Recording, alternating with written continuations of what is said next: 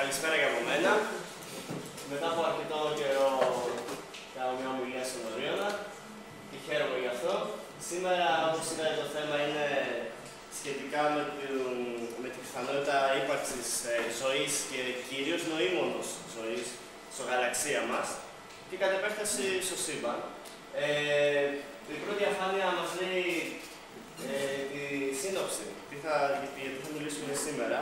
Θα είναι μια σύντομη διάλεξη παρουσίαση, κάπου 20-25 λεπτών, για να κάνει και ο Γιάννης άλλη μια παρόμοια εισήγηση, που συνδέονται μεταξύ τους οι δύο εισηγήσεις.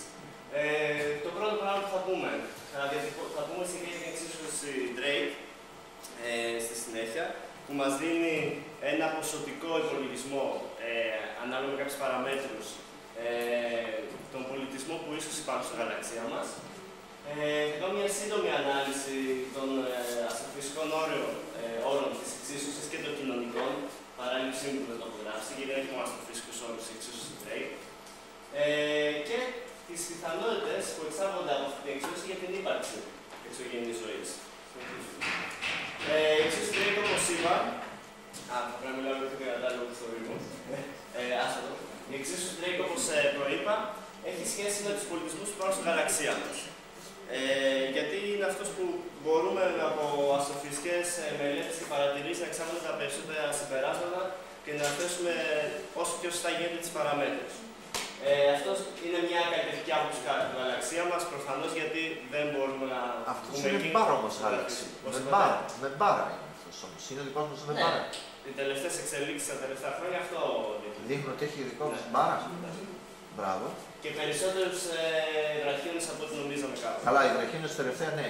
Αλλά εδώ είναι και βλέπουμε την απόσταση που είναι περίπου στη μέση της Αθήνας από το κέντρο και λίγο παραπάνω ο ήλιος στο ηλιακό μας σύστημα. Συνεχίζουμε. Λοιπόν, η εξίσωση Drake. Ας αρχίσουμε. Ανακοινώθηκε για πρώτη φορά το 1960. Έγινε ένα συνέδριο στο αστροσκοπείο Greek Bank στη Δυτική Βιρτζίνια των ΗΠΑ.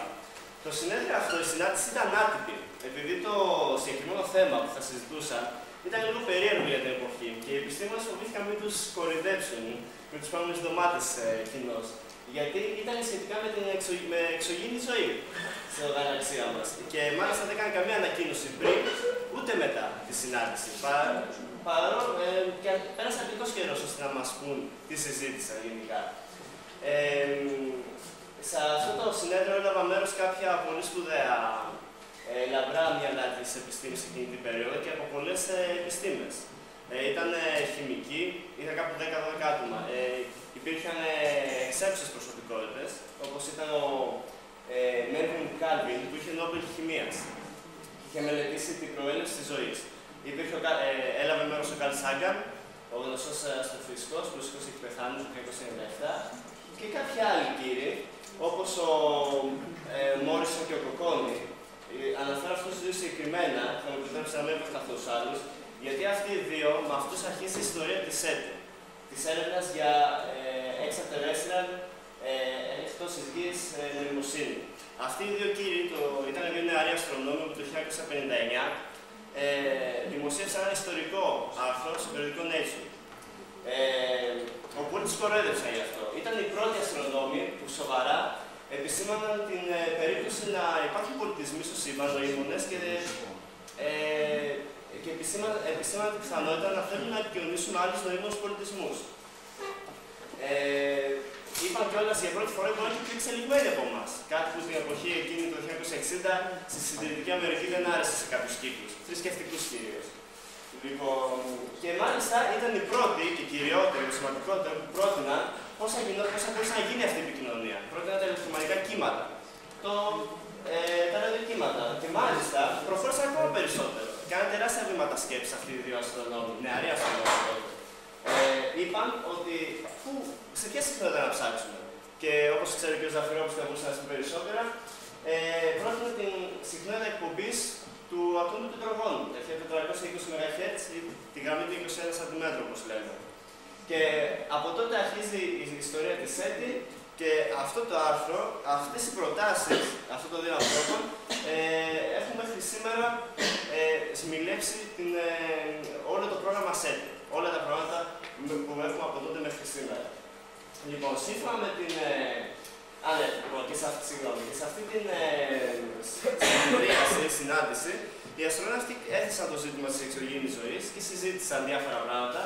Και ο κύριος Frank Drake, αστροφυσικός νεαρός και αυτός τότε, σήμερα είναι ομότιμος καθηγητής κάπου στην Αμερική, έχει αποσυρθεί, είχε φτιάξει μια εξίσωση, την οποία την παρουσίασε στους άλλους και κάθισαν όλοι, οι βιολόγοι, οι χημικοί, οι αστροφυσικοί.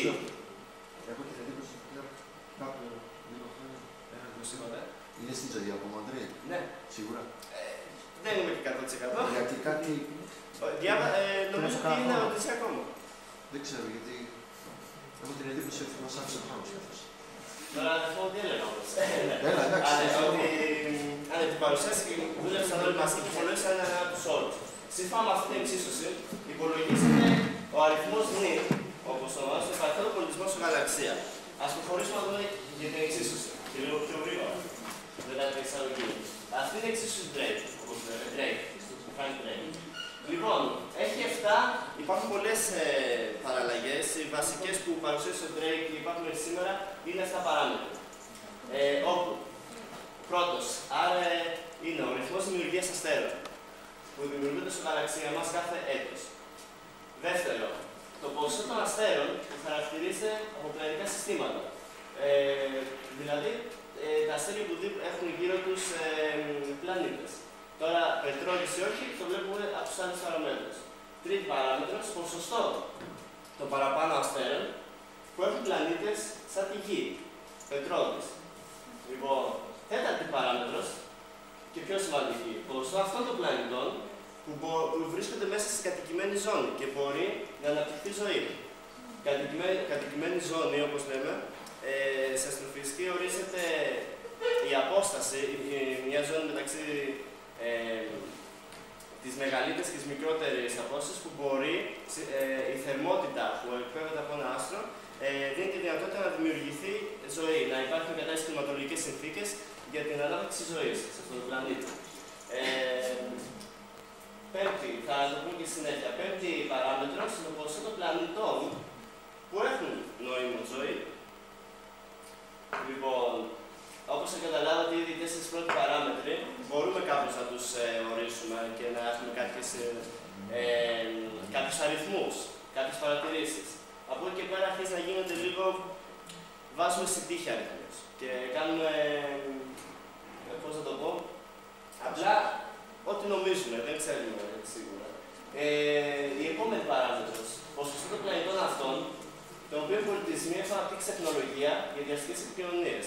Δηλαδή έχουν την τεχνολογία να στέλνουν ραδιοκύματα. Γιατί αυτή υποτίθεται ότι είναι η καλύτερη μέθοδος που γνωρίζουμε εμείς σήμερα. Λοιπόν.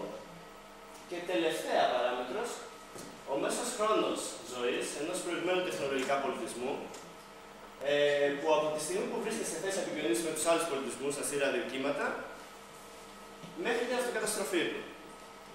Βέβαια, η συγκεκριμένη, μέχρι το τέλος του. Η συγκεκριμένη γενικά παράμετρος είναι λίγο μακάβρια, γιατί είναι πολλοί επιστήμονες που λένε και οι φιλόσοφοι που λένε ότι αν ένας πολιτισμός καταφέρει να ξεπεράσει όλα τα άλλα στάδια και να έχει πολιτισμό και να στέλνει να πηγεί σε άλλους πλανήτες, να πάει πέρα από το ηλιακό του σύστημα και να φύγει από το πλανήτη του, ότι ίσως να μην καταστραφεί ποτέ. Βέβαια, οι πιο απεσιόδοξοι βλέποντας αυτά που γίνεται στο δικό μας πλανήτη, περιβαλλοντικές καταστροφές κτλ. Και πολέμους και φτώχεια και τα συναφή, πιστεύω ότι και άλλοι πολιτισμοί έχουν αυτά τα προβλήματα, οπότε δεν μπορεί να υπάρξει για πάρα πολύ μεγάλο χρονικό διάστημα. Συνεχίζουμε. Σύμφωνα με τα αστροφυσικά δεδομένα του 1960 που μπορώ να πω ότι δεν ήταν και πολύ καλά σε σχέση με σήμερα, γιατί η τεχνολογία των παρατηρήσεων και των τηλεσκοπίων έχει αυξηθεί δραματικά. Η εξίσωση στη συνάντηση που έκανε αυτή η σπουδαία επιστήμονας έβαλε ένα αριθμό περίπου 10 νοήμων πολιτισμών. Υπάρχουν δηλαδή 10. Το 1960 υπήρχαν 10 πολιτισμοί, όπως είπαμε, που είχαν τη τεχνολογία να μπορούν να στείλουν ραδιοκύματα στο γαλαξία μας. Βέβαια, δεν έχουμε επικοινωνήσει με κανένα από αυτούς, όπως πολύ καλά ξέρετε. Συνεχίζουμε. μιλήσουμε για σύγχρονες εκτίμησης παραμέτρων σε σχέση και με τις παλιές της εξίσωσης Drake. Πρώτα απ' όλα, προχωράμε είναι η δημιουργία των αστέρων. Ο ρυθμός δημιουργίας αστέρων.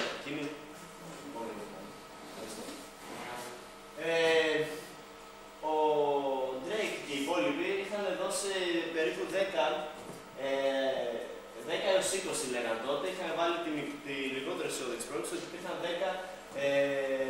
δημιουργούνταν 10 αστέρες ανά έτος στο γαλαξία μας. Δεν έχει αλλάξει και πολύ αυτό, αλλά σήμερα τουλάχιστον μπορούμε να πούμε βεβαιότητα και μάλιστα με τα τελευταία δεδομένα που έχει εκδώσει η NASA ότι δημιουργούνται κάπου 7 αστέρες στο γαλαξία μας ανά έτος. Λοιπόν, αυτό δεν αλλάζει πολύ. Ποσοστό των αστέρων που χαρακτηρίζεται από τα πλανητικά συστήματα. Ο Drake είχε πει ότι υπερλαμβάνουν το 50% ένα στα δύο πλανητικά συστήματα. Ένα στα δύο αστέρια, συγγνώμη. Σήμερα ξέρουμε τουλάχιστον το 30% των αστέρων, σαν τον ήλιο που μας ενδιαφέρει για την κατοικήσιμη ζώνη, έχουν πλανήτες. Βέβαια, οι περισσότεροι από αυτούς, το συντριπτικό ποσοστό, όπως θα πει και ο Γιάννης μετά, είναι αέριοι γίγαντες και πολύ τεράστιοι πλανήτες. Αλλά υπολογίζεται από παρατηρήσει υπέρυθρο των πρώτων πλανητικών δίσκων ότι υπάρχει ένα 20% ποσοστό τετρώδης πλανήτες σαν τη Γη. Οπότε θα μπορούσε με τις καλές συνθήκες να δημιουργηθεί ζωή. Γενικά θα έλεγα ότι και αυτό δεν έχει αλλάξει πολύ και πάλι θα δείτε ότι στην αισιόδοξη πρόβλεψη παίρνουμε ότι ένα στα δύο αστέρια έχει πλανητικό σύστημα. Εδώ βλέπετε στο αρατό μέρος του φάσματος και στο υπέρυθρο τη δημιουργία αστέρων μέσα στα νεφελώματα που η NASA μελετάει και έβγαλε και αυτό το 7 ανά έτος γενικά για την γαλαξία. Και πραγματική πρωτοπλανητική δίσκη όπου μελετούνται στο υπέρυθρο και μας δίνουν τα δεδομένα πάλι που είπα πριν για τους πλανήτες. Συνεχίζουμε. Ο μέσος όρος των πλανητών, το παραπάνω στο που έχουν πλανήτες σε κατοικήσιμη ζώνη. Ο Drake είχε πει ότι είναι τουλάχιστον 2. Και εμείς αν πάρουμε γενικά αυτή η παράμετρο συνορίζουμε σε βάση με το δικό μας ηλιακό σύστημα. Η ζωή μπορεί να υπάρξει στη Γη. Και γενικά θα μπορούσε να υπάρξει ίσα-ίσα ίσως στο πλανήτη Άρη ή στην Αφροδίτη. Γενικά ορίζεται ότι ο πλανήτης Άρης και η Αφροδίτη είναι εκτός κατοικήσιμης ζώνης. Αλλά έχουμε μια καλή ιδέα για το πώς ορίζεται η ζώνη σε ένα αστέρι σαν τον ήλιο μας. Λοιπόν, όπου τα αστέρια στον ήλιο μας τα προτιμούμε γιατί έχουν, για να κάνουμε τέτοιες έρευνες, γιατί έχουν μεγάλη διάρκεια ζωής, 10 δισεκατομμύρια χρόνια, αλλά και σχετικά μεγάλη ζώνη κατοικησιμότητας. Λοιπόν, πάντως τα δεδομένα έχουν αλλάξει σε σχέση με το 1960 που ο Drake πίστευε ότι μόνο πρέπει να κοιτάμε τους δικούς μας αστέρες από το δικό μας ήλιο. Και σήμερα υπάρχει άποψη ότι κυριαρχεί κιόλας ότι μπορούμε να μελετήσουμε και τους ερυθρούς νάνους και τα πλανητικά συστήματα που υπάρχουν γύρω από αυτούς. Κάποτε το 1960 θεωρούσαν ότι αυτό δεν είναι αδύνατο γιατί οι ερυθροί νάνοι είναι πάρα πολύ ψυχροί, οπότε έχουν πολύ μικρή κατοικήσιμη ζώνη, πολύ λεπτή.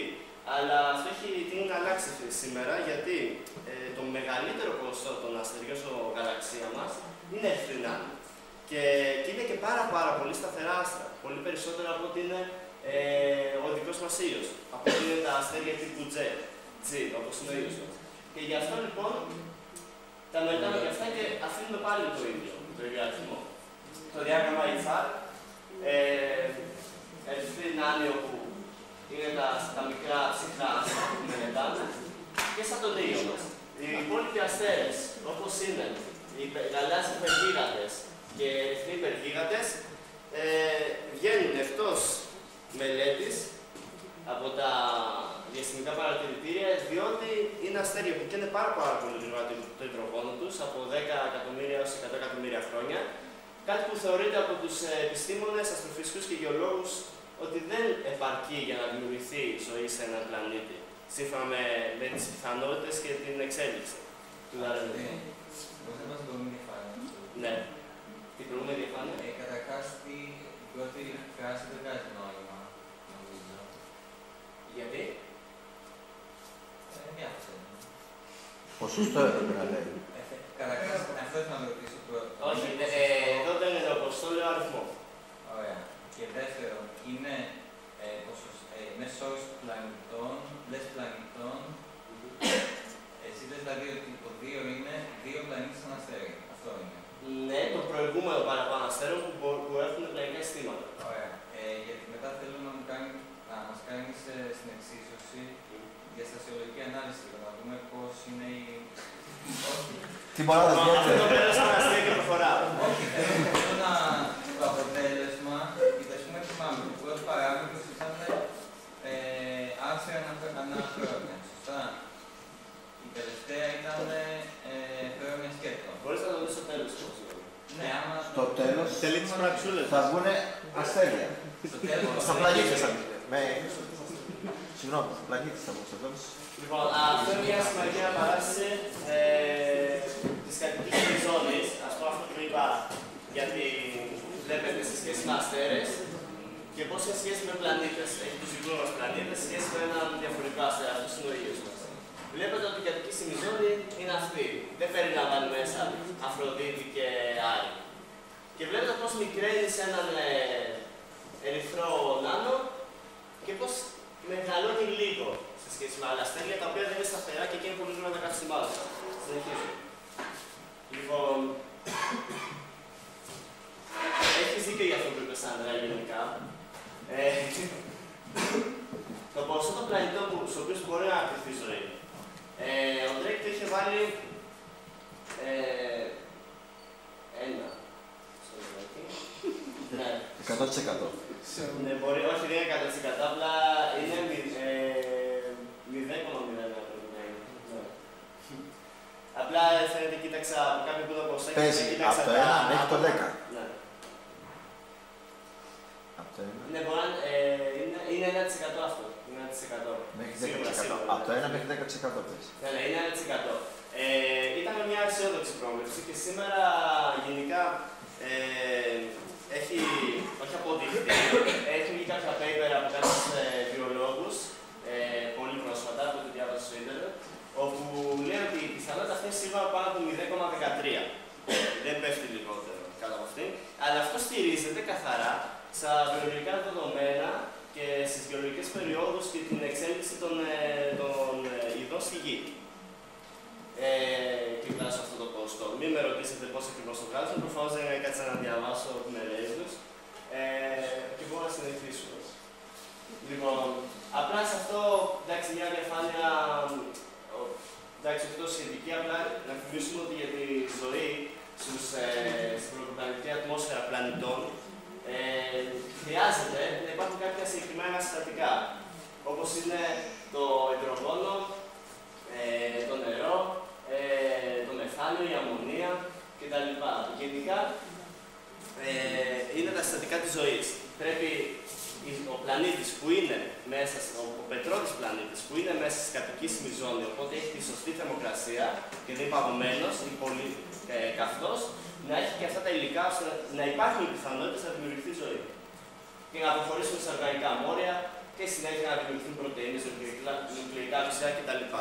Όπως έχει γίνει και στη Γη, τουλάχιστον με τις σύγχρονες θεωρίες εξέλιξης. Λοιπόν, το ποσό των πλανητών που έχουν νόημα ζωή το είχαν βάλει σε, όπως θα δείτε, σε 1% και 1% των προηγούμενων πλανητών, του πάλι του 1%. Δεν έχουν αλλάξει αυτά τα νούμερα. Συνεχίζουμε. Το ίδιο ακριβώς και στο ποσό πλανητών, το οποίο πολιτισμοί έχουν αναπτύξει τεχνολογία για αστρόνα ραδιοκύματα.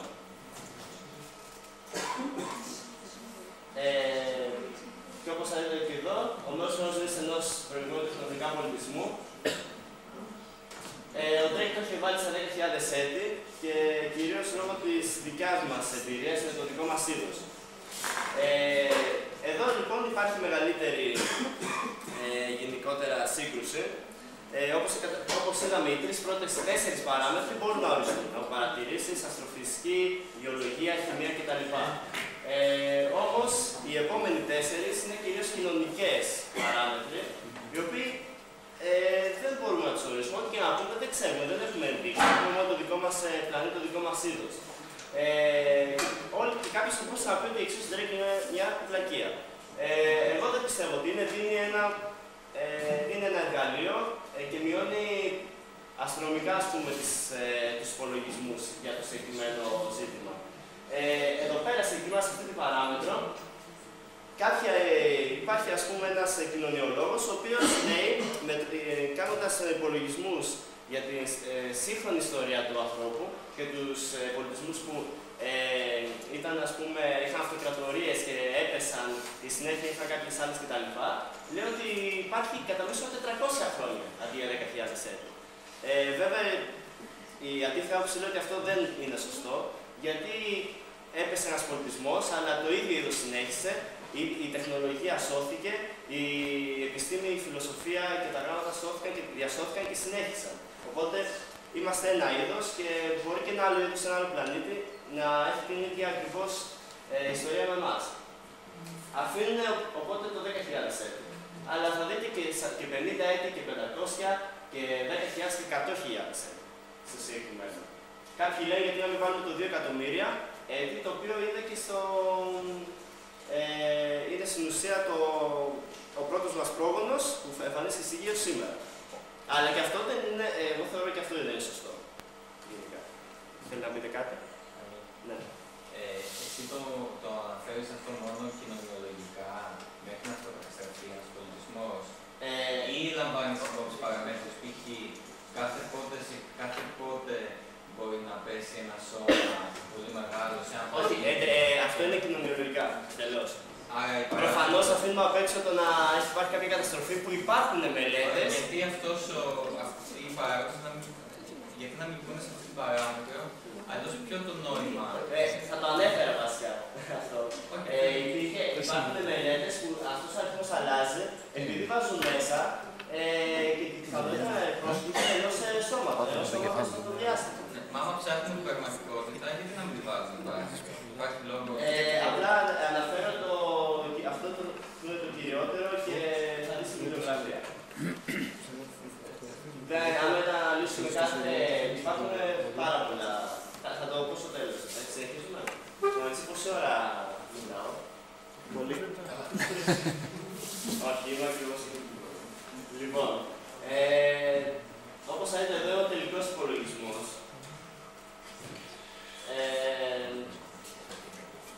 Όπου βγάζει 2,3 πολιτισμούς αυτή τη στιγμή στον νοήμονες με δυνατότητα να στείλουν ραδιοκύματα στη γαλαξία μας. Παναγιώτη, να επιμείνουμε λίγο στις μονάδες. Ναι, το βλέπω. Πραγματικά δεν έχει νόημα στις μονάδες. Δεν υπάρχουν μονάδες. Πώς δεν υπάρχουν μονάδες? Στο τέλος δεν υπάρχουν μονάδες. Βγαίνει ένας αριθμός. Ναι, για να δούμε ότι βγαίνει αριθμός. Τι έτσι αυτό καμιά από αυτά. Αλλά δεν το κάνουμε αυτό τώρα, πραγματικά. Πρέπει να προχωρήσουμε, πρέπει να υπάρχει και επόμενο βίντεο. Μπορούμε να το συζητήσουμε στο τέλος. Αυτό το 2,39 είναι πολιτισμοί. Ναι. Είναι ένας καθαρός αριθμός. Όποιος θέλει μπορεί να το κοιτάξει στη Wikipedia να δει πώς γίνεται αυτό το πράγμα. Άρα είναι εκτός από όλα τα... Εντάξει, μα μπορεί να θες να σκεφτεί αυτό το σπάει. Το πρώτο είναι αριθμός αναέτος. Τι είπες? Όλα εκτός από το πρώτο και το τελευταίο είναι καθαρή αριθμοί, δηλαδή. Αυτό είναι 2%. Είναι καθαρή. Εν τέλει το τελικό νούμερο λέει πόσοι πολιτισμοί υπάρχουν σε ένα γαλαξία. Απλά το μόνο που δεν θυμάμαι πραγματικά αυτή τη στιγμή είναι ότι το νι είναι 20%. Αυτό πραγματικά δεν είναι σίγουρο. Το τελικό νούμερο Παναγιώτη που λέει το 2,31 λέει πόσοι πολιτισμοί τεχνολογικοί με τεχνολογία να στείλουν ραδιοκύματα υπάρχουν αυτή τη στιγμή στο πλανήτη. Στο γαλαξία, σε κάθε γαλαξία. Σε γαλαξία. Όχι σε κάθε, είναι για το δικό μας γαλαξία. Είναι για έναν κλασικό σπυροειδή σχετικά με μεσόπρος μεγάλο. Πόσους τέτοιους σπυροειδείς έχουμε στο 10 ή στη 12η, που δεν είναι, οι περισσότεροι είναι νάνοι γαλαξίες. Ναι, ακριβώς. 10 ή στη 12η γαλαξίες που έχει το σύμπαν. Μπορούμε να κάνουμε μια εκτίμηση πόσοι πληθυσμοί δηλαδή μπορεί να υπάρχουν σε όλο το σύμπαν, γιατί αυτό βγαίνει για το γαλαξία το δικό μας. Δεν το έψαξα αυτό γιατί ήταν επειδή έξω στην Drake αναφέρει στο γαλαξία. Ναι, συμφωνώ, αλλά λέω, θα έπρεπε να κάνουμε μια εκτίμηση πόσο... Στους ελληνικούς γαλαξίες, ας πούμε, επειδή έχει και και πολύ παλιότερα άστρα και ερυθρούς νάνους και οι ερυθρούς περίοδες, ο αριθμός μειώνεται γενικά. Τα αστέρια και δεν δημιουργούνται νέα αστέρια. Τους σπυροειδείς όμως ισχύει αυτό το νούμερο. Ναι, τουλάχιστον στους σπυροειδή μεσαίου και μετρίου και μεγαλύτερου μεγέθους. Το ποσοστό των σπυροειδών στο σύμπαν. Να πούμε ότι είναι 10. Απλά δεν με είπαμε τόσο αυτό, απλά να πω ότι αυτός ο αριθμός αλλάζει πάρα πολύ. Δηλαδή, αν βάλεις το 400 και 500 χρόνια ή αν βάλεις το 100.000 χρόνια, υπάρχουν ας πούμε μελέτες που οι απεσιόδοξοι βγάζουν ότι ο αριθμός των πολιτισμών αυτή τη στιγμή είναι 0,05 ή 0,005. Αυτό σημαίνει ότι οι πιθανότητες να υπάρχει πολιτισμός εκμηδενίζονται σχεδόν, δεν υπάρχουν. Ή υπάρχουν και κάποιες υπολογισμοί πολύ αισιόδοξοι που βγάζουν 10.000 πολιτισμούς αυτή τη στιγμή στην γαλαξία μας. Με ικανότητα σύνορα ραδιοκύματα. Προφανώς τώρα μας δείξουν κατά πόσο μας ενδιαφέρει να αναστείλουν ραδιοκύματα ή αν υπάρχουν νοήμονες πολιτισμοί που δεν έχουν τη δυνατότητα αυτή. Και ίσως στο μέλλον. Τέλος πάντων, είναι για μια μεγαλύτερη συζήτηση. Προχωράμε. Απλά για να τελειώνουμε και γρήγορα, η πρώτη διαφάνεια. Είναι γενικά δύο προτάσεις που χρησιμοποιούν οι περισσότεροι υποστηρικτές της εξωγήινης ζωής. Αν είμαστε μόνιμα στο σύμπαν που πρόκειται να περάσει πατάλη χώρο, το Καρλ Σάγκαν. Ή ότι αν δημιουργήθηκε ζωή στη γη, γιατί όχι και αλλού με τον ίδιο τρόπο. Απλά το συμπέρασμα είναι τελικά αυτές οι δύο προτάσεις, συλλογισμοί, είναι θέμα πίστης αυτή τη στιγμή. Έχουμε κάποιες ενδείξεις, όχι αποδείξεις. Και ελπίζω στο μέλλον να πραγματικά να έχουμε κάτι παραπάνω. Αλλά στην εξίσωση Drake υπάρχουν οι κοινωνιολογικές διαστάσεις που δεν μας αφήνουν να κάνουμε κάποιο καλύτερο υπολογισμό. Και τέλος, απλά όμως αυτό είπα. Αυτή η πρόταση στα Λιόλα, ο Μόρις και το Κόνι που που άρχισαν τη ΣΕΤ με αυτό το άρθρο, το σπουδαίο, στο τέλος κλείνουν το άρθρο στον Edison με αυτό ακριβώς. Λέγανε πιο πάνω, μπορεί σε κάποιους από εσάς να φανεί αστεία η εισήγησή μας στο paper μας, αλλά πιστεύουμε ότι η πιθανότητα της επιτυχίας είναι δύσκολο να υπολογιστεί. Αλλά αν δεν ψάξουμε ποτέ, η πιθανότητα της επιτυχίας είναι μηδενική.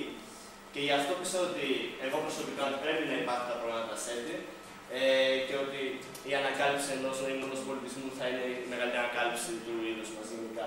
Και γι' αυτό πρέπει να συνεχίσουμε να ψάχνουμε.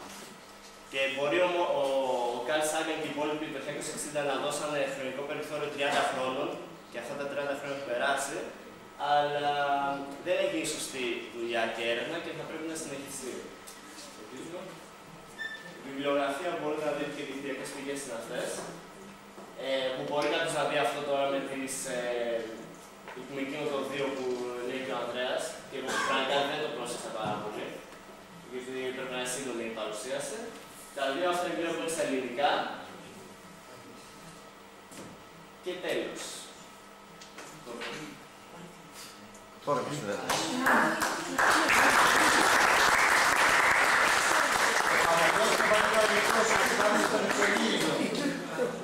Αγαπημένη ταινία που νομίζω για μια ταινία ο Γιάννης στη συνέχεια θα σας πει για αναλύσει μία παράμετρο. Περίμενε, μήπως θέλω να ερωτήσεις, μην βιάζεις. Απλά να πω θα πει Γιάννης.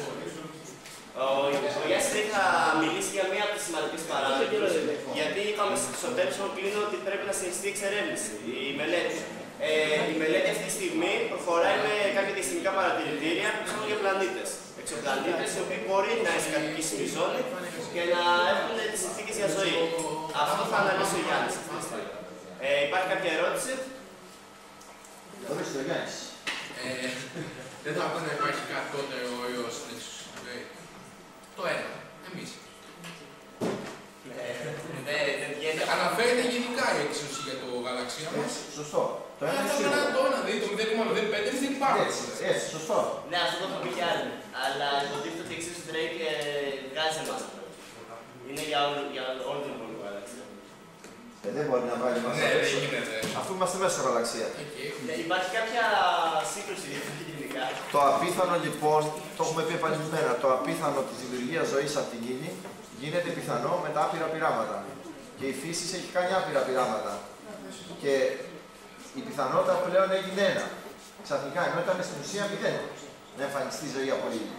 Αλλά αν κάνει δοκιμές συνέχεια, συνεχή, συγγνώμη, το λογικό είναι αυτά πειράματα να προκύψει το ένα. Υπάρχει κάποια άλλη ερώτηση? Λοιπόν, πάμε. Ποιος? Άλλη ερώτηση. Ελάτε, πες.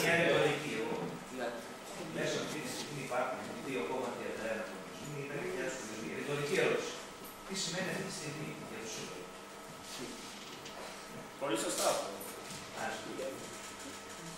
Δεν ξέρω αν υπάρχει κάποια απάντηση που να δώσω και να έχει κάποιο νόημα, αλλά πραγματικά αυτή τη στιγμή μπορεί και κάποιος πολιτισμός να καταστρέφεται, μπορεί κάποιος να δημιουργείται.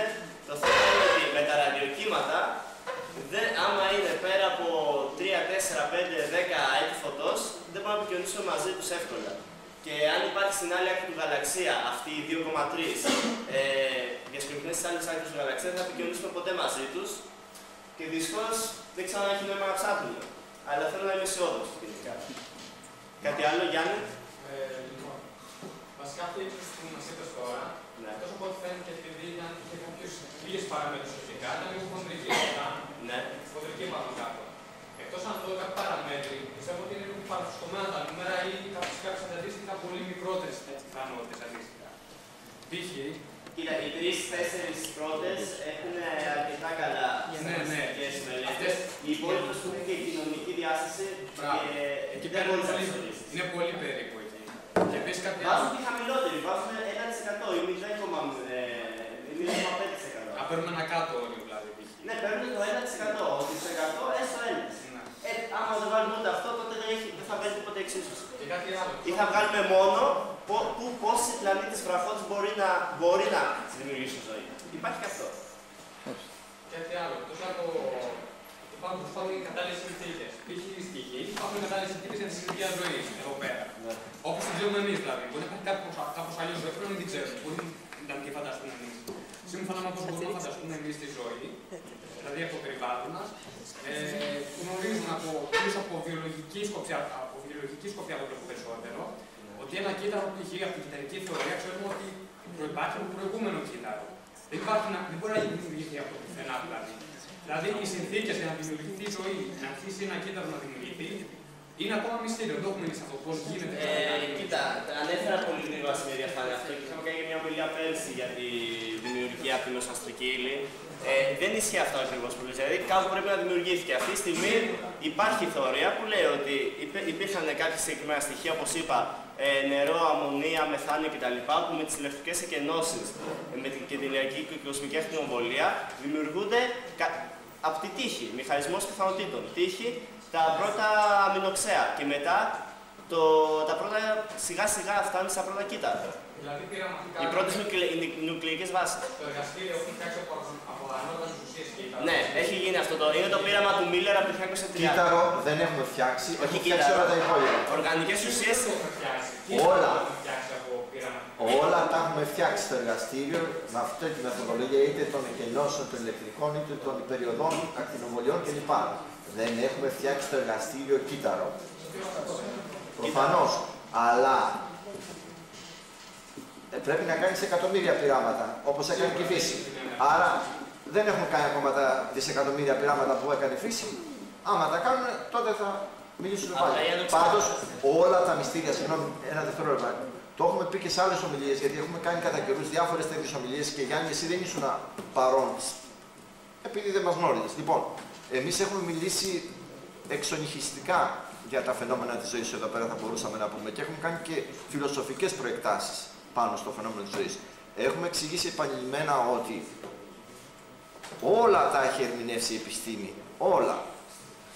Και τώρα ξέρουμε ότι ισχύει η θεωρία της εξέλιξης του Δαρβίνου και κανείς δεν μπορεί να την αμφισβητήσει, τουλάχιστον από τον επιστημονικό κόσμο. Γιατί μαζεύτηκαν οι σοφοί και αποφάσισαν πλέον να μην ξαναπροβληματιστεί κανείς πάνω στο αν υπήρχε εξέλιξη των ειδών ή όχι. Τώρα ξέρουμε ότι υπάρχει εξέλιξη των ειδών.